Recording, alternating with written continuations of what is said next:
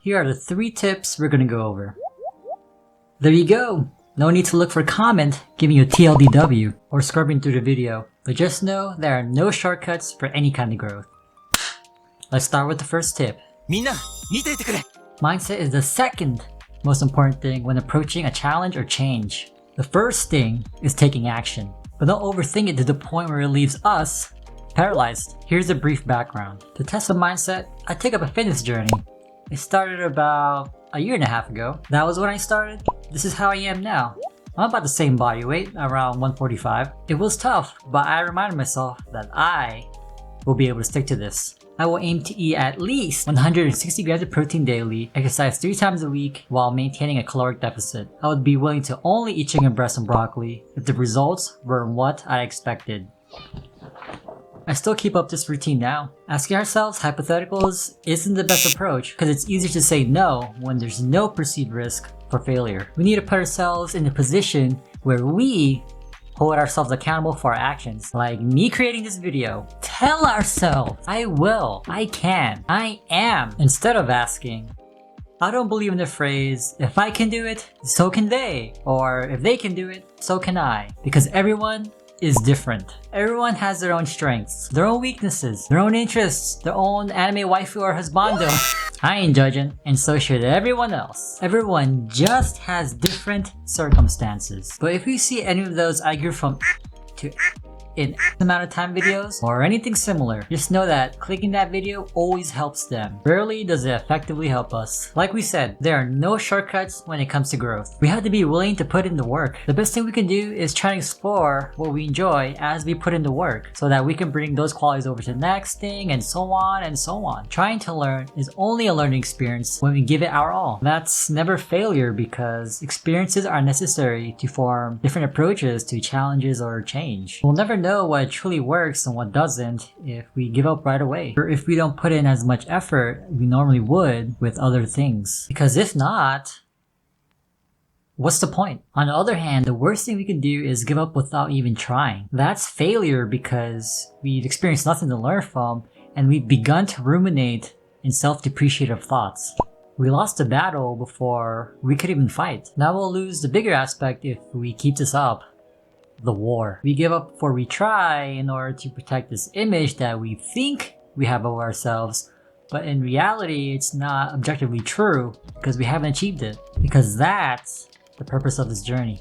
This isn't the fixed mindset we need. Success isn't even the best thing because a lot of us fall victim to comfortability. Once we or others think we made it, there's nothing to be made because nothing is guaranteed in life. David So preaches this concept in his podcast, Genius Brain. It just doesn't stop there. Keep climbing and keep improving. Change what doesn't work and learn what does. There is always a competitor for something that we're trying to bring value to. Don't let that known paralyze us because we're afraid that we might find out we're not really what we thought we are. If we were born perfect in something, then that'd be the point where we're no longer human. Because the concepts of human and perfect aren't compatible. We need to discover intrinsic satisfaction in something over extrinsic or tangible rewards. This is a growth mindset we need. I remember my middle school teacher used to say, perfect practice makes perfect. How are you supposed to practice perfectly if you're in a process of working towards perfection? What is perfect in the first place? It only exists as a figure of speech. I like to say, focused practice works towards perfection. You're wrong, Mr. Tran! Reaching our goals takes time, effort, and dedication. We need to be realistic in what we're after. People tend to fantasize about the results rather than asking what the journey has been like. It takes more than just exercising to lose weight. What's our nutrition, sleep, and stress like? It takes more than just vlogging to become a content creator. Who are we and why should people care? It takes more than just streaming on Twitch to become a streamer.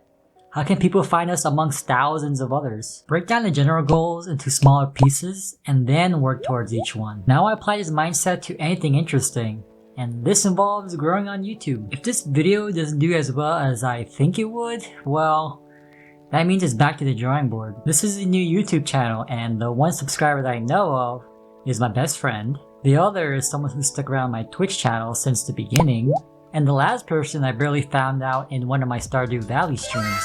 So if you're interested in my progress, feel free to check back from time to time. Subscribe or follow if you want to, so that it's easier for you. Well, there you go. We learned the basic principles of framing, Cialdini's commitment principle, and scratched the surface of dOiNg's research on mindsets. Also, let's try not to punish ourselves if we don't reach a part of our goal. Instead, take it as a learning process, so next time we know what to do better. Our next tip will address this. Let's talk vulnerability. Vulnerability is a strong tool. Vulnerability establishes rapport, trust, and sometimes credibility. We can learn a lot about ourselves and others, but it also has a negative connotation as being weak. Vulnerability and weak aren't compatible, just like how humans and perfect are, or how growth and shortcuts are.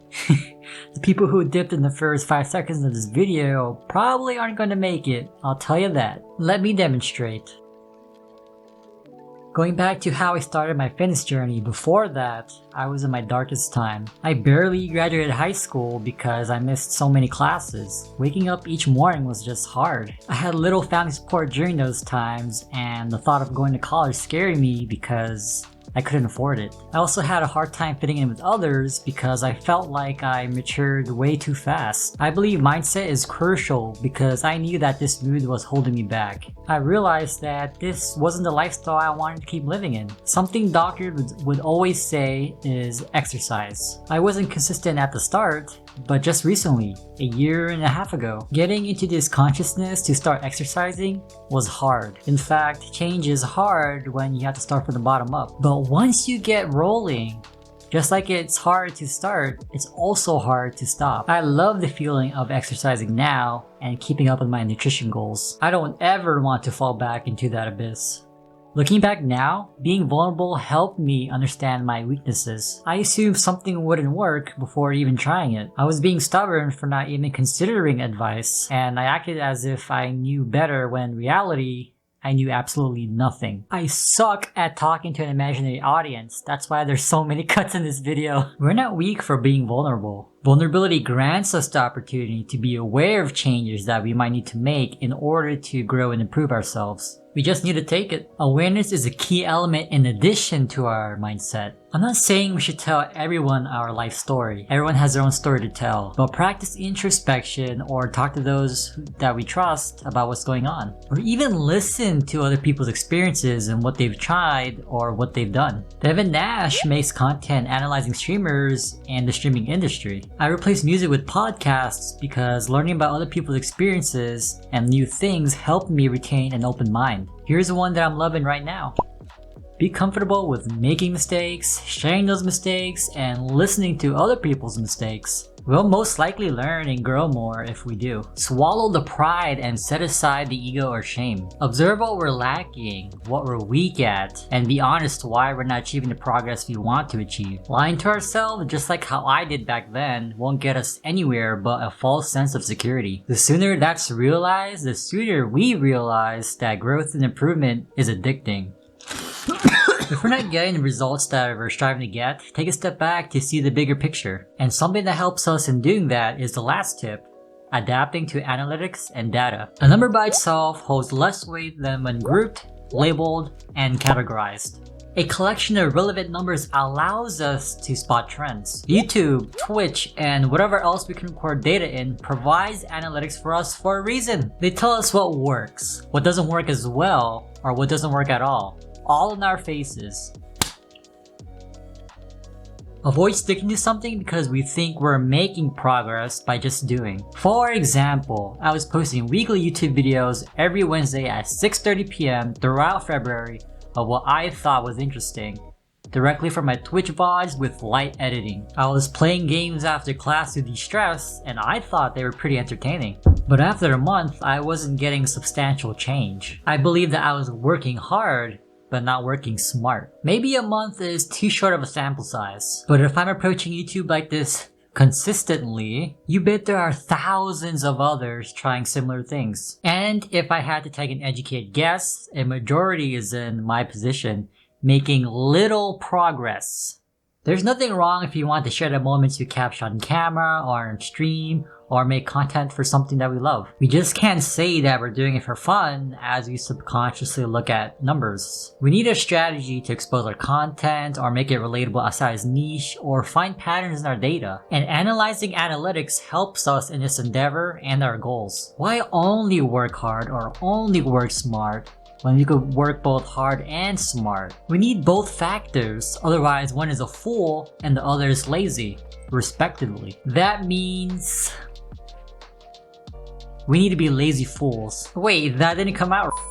Data is an overly blunt friend. They communicate with us in ways that we might not expect. It depends on how we interpret this information being relayed to us. That's why we mentioned mindsets, awareness, vulnerability, and keeping an open mind before. No one enjoys being told that they need a change. Try not to let numbers get us down when they're not what we're hoping for. Instead, we use them as references as we fine-tune our approach along the way. I remember the old video of mine back in 2019.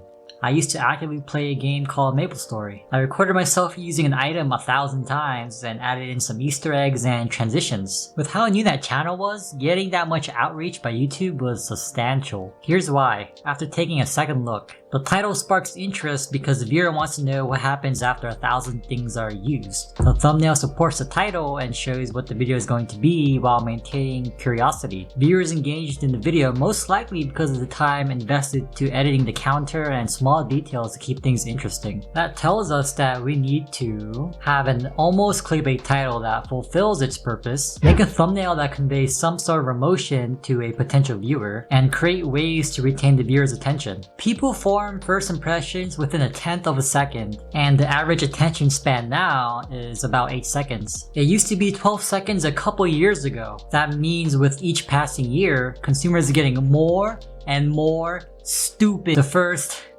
10 seconds of the video is how we hook our audience, and they'll decide whether or not they want to stick around. Not us. Depending on how much they can relate to video also determines the retention span. If we make content based on the game, those who actually play the game or know about the game will relate to it most. That's why I think the most generalizable or relatable content works best on YouTube, and why MrBeast has grown a lot. Before we wrap things up, here's a bonus. Here's MrBeast's opinion on how the YouTube algorithm works. That's it. It's simple, it's straightforward, and it's right in front of our faces. But we tend to overcomplicate the simple things in life because it seems too easy to be true. That seems right about right. We just gotta make things harder than they actually are. Here's a recap of all the topics we went over today.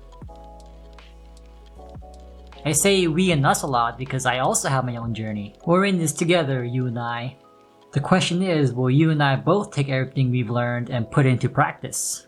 Let's see. Let's check up on each other's progress. Here's my Twitch, here's my Twitter, here's my Instagram, here's my Facebook, here's my YouTube. Depending on where you're viewing this from, links are also in the description. Thanks for making it this far. Now I can stop changing shirts. Is this shirt on backwards?